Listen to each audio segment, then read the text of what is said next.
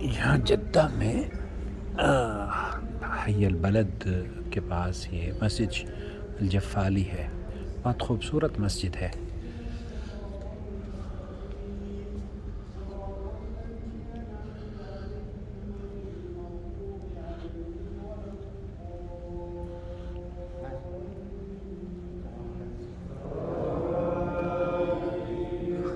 نماز اگر ختم ہو جائے تو دوسری جماعت ہو جاتی ہے جو ہندوستان پاکستان میں نظر نہیں آئے گی آپ کو۔ یہ دروازہ مغرب کی نماز کے بعد ہم لوگ نکل رہے ہیں، بہت خوبصورت مسجد ہے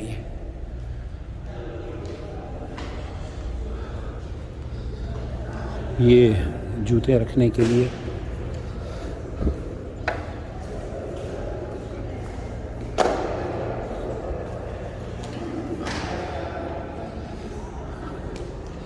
الجفالی فیملی بہت رچ اور بہت بڑی فیملی ہے۔ یہاں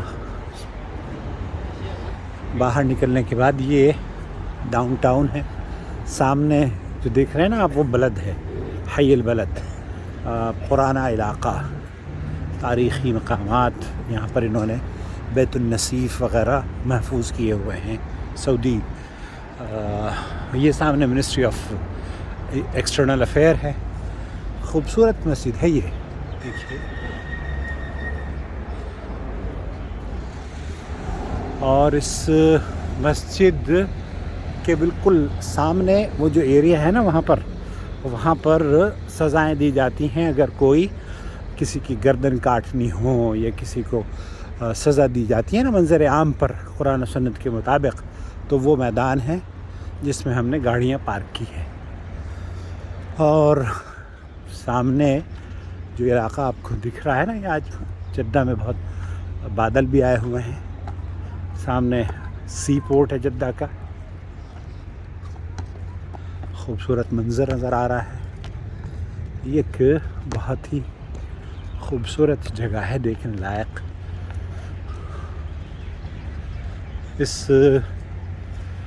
میرے ویورز کہتے ہیں کہ آپ مساجد کی بھی زیارت کریں تو یہ جیتی جاگتی اللہ تعالیٰ کی عبادت کے لیے جو ان مساجد للہ فلا تدع مع اللہ احدا، تو یہ مساجد تعمیر کی گئی ہیں اللہ کی عبادت کے لیے، اور ہم نے نمازیں پڑھی ہیں۔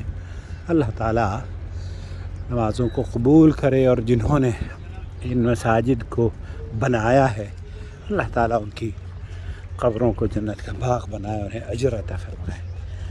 یہ سامنے وہ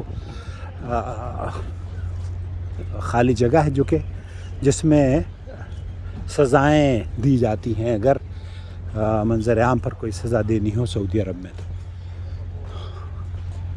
تو سامنے کا علاقہ جو ہے وہ ڈاؤن ٹاؤن ہے، جہاں بڑی ایک وہ ہے مارکیٹ، جیسے ہمارے یہاں دہلی میں صدر بازار یا پرانی دلی ہوتی ہے نا، اس ٹائپ کا ہے یہ۔